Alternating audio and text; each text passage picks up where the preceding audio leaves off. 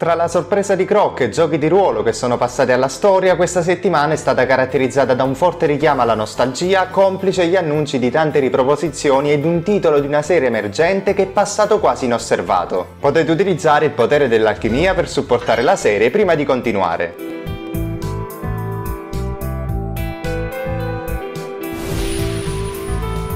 Dopo un'attesa durata decenni, finalmente Croc, un classico dei platform 3D, ritorna con una remaster in HD. I lavori sono alle prime fasi di sviluppo, quindi ci vorrà ancora un po' affinché il progetto sia portato a termine e sono sconosciute anche le console di destinazione. Oltre alla demo di Disney Epic Mickey Rebrush, Topolino approda anche su smartphone con Disney Step. Il titolo è disponibile per il momento solo in Giappone ed è molto simile a Pokémon Go, dove andando in giro per il mondo reale bisogna collezionare vari tesori.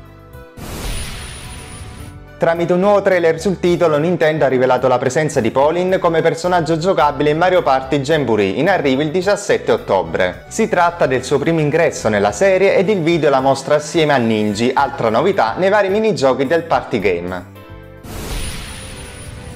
Continua la campagna marketing dedicata a Zelda Echoes of Wisdom con un trailer che mostra l'inedito mondo del nulla all'interno degli squarci dimensionali. Rimanendo in tema, è in arrivo anche il DVD contenente il cartone animato denominato in Italia come Un regno incantato per Zelda, fino ad adesso disponibile solo per il mercato americano. Per il 2025 è stato annunciato Floatopia, un gioco molto simile ad Animal Crossing dove si potrà costruire la propria città e cimentarsi in varie attività. Il titolo arriverà su tutte le piattaforme, compresa Nintendo Switch. A seguito di una collaborazione col marchio GU, dal 13 settembre in Giappone saranno disponibili vari pezzi di abbigliamento a tema Kirby. Trovate il link al sito giapponese dove sono in vendita in descrizione. Sul My Nintendo Store sono da pochi giorni disponibili gadget a tema Zelda. In particolare sarà possibile acquistare magliette col logo della serie in tonalità chiara o scura e 3 spille rappresentanti oggetti iconici come lo scudo Ilia, il portacuori e la Triforza.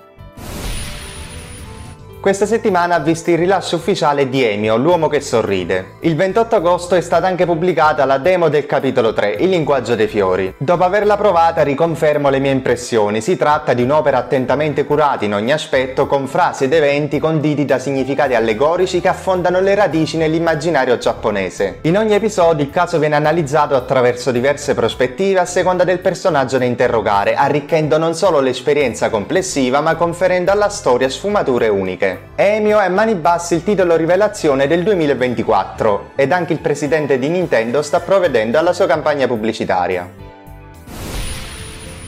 L'annuncio inaspettato della fusione dei due Direct in un'unica presentazione rappresenta un chiaro segnale dell'imminente introduzione del successore di Switch. È quasi certo dunque che il reveal avvenga a settembre, massimo ottobre, considerando che il lancio effettivo è programmato entro il 31 marzo 2025, ossia il termine effettivo dell'anno fiscale corrente.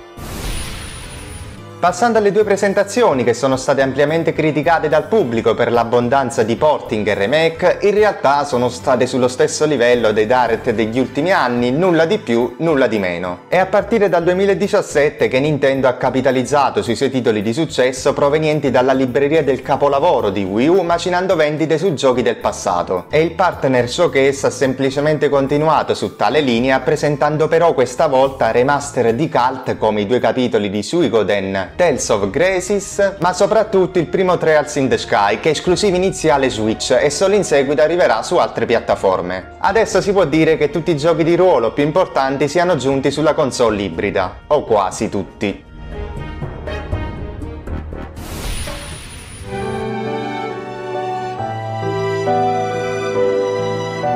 È il momento della vera bomba del Direct e per estensione dell'intera settimana, Atelier Yumiya, The Alchemist of Memories and Envision Land. Dopo la trilogia di Raiza che ha portato ai massimi livelli il suo gameplay perfetto, sembra che il prossimo capitolo corregga il più grande punto debole della serie, la narrazione. In passato i titoli presentavano trame di discreta qualità, a volte con punti addirittura commoventi, come i titoli di Sophie dove si approfondiva il legame con sua nonna. Tuttavia la narrazione era frequentemente ostacolata da uno stile infantile e da un eccessivo ricorso a riempitivi imbarazzanti. Con Atelier Yumiya invece ci troviamo di fronte a un contesto antitetico rispetto a Raiza, dal design della protagonista che abbandona il fanservice al clima molto più cupo che ricorda lo stile dell'arco narrativo Dusk, in particolare Atelier Ayesha, con colori spenti e una trama caratterizzata da un forte focus sulla spettacolarità e sul catastrofico. Se come appare il comparto narrativo è stato sistemato, Atelier Yumiya si prospetta il primo titolo degno di nota per la prima metà del 2025. Gast ha confermato ancora una volta la sua visione estremamente ambiziosa nello sfornare un titolo che fa passi in avanti rispetto al passato. Mi ha colpito in particolare la dinamica dello sparare nemici dinamicamente all'interno della mappa di gioco, azione che mi fa riflettere sulla possibilità che questa iterazione possa evolvere verso un sistema di gioco più orientato all'azione, abbandonando il tradizionale approccio a turni. Si è visto per pochi frangenti, ma anche il processo di sintesi pare essere più rapido e interattivo, probabilmente per accelerare il ritmo del gioco. Le ambientazioni sono tanto ampie quanto affascinanti, con un'elevata definizione, superiore ad Atelier Raiza 3. Infine, la scena in cui Yumiya cammina accovacciata col mostro a distanza di pochi passi mi ha ricordato molto per toni e ispirazioni il capitolo cross di Xenoblade, che sapeva stupire i giocatori con la presenza di nemici di dimensioni colossali. Ditemi anche voi se non avvertite lo stesso feeling.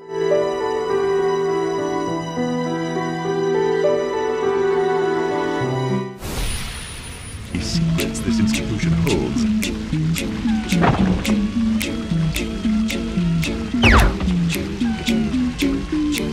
Questa è la prima volta in assoluto che si parli in Crashare a Go-Go proprio della mascotte che ha dato via al format. Nella settimana appena trascorsa, infatti, sono emerse notizie su Crash Team Rumble, uno dei titoli che stavo aspettando di più per Nintendo Switch, che vedeva gli iconici personaggi della serie affrontarsi in diversi minigiochi. Activision Blizzard stava sviluppando una conversione per la console ibrida, ma a causa della fredda ricezione da parte del pubblico il progetto è stato accantonato.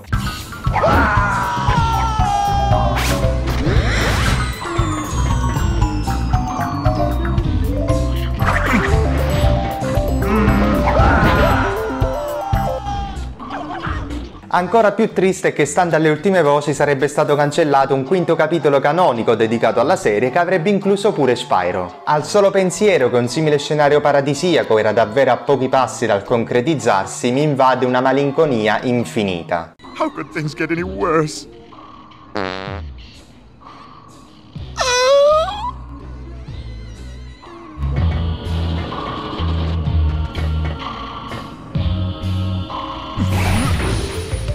Con la dolorosa notizia dell'addio a Crash 5, il video giunge al termine. Per rimanere aggiornati sulle ultime notizie dell'universo Nintendo potete seguirmi su tutti i miei social con i link che trovate in descrizione. In sovrimpressione potete vedere altri miei contenuti. In attesa del mio prossimo video, ciao e buon gaming a tutti!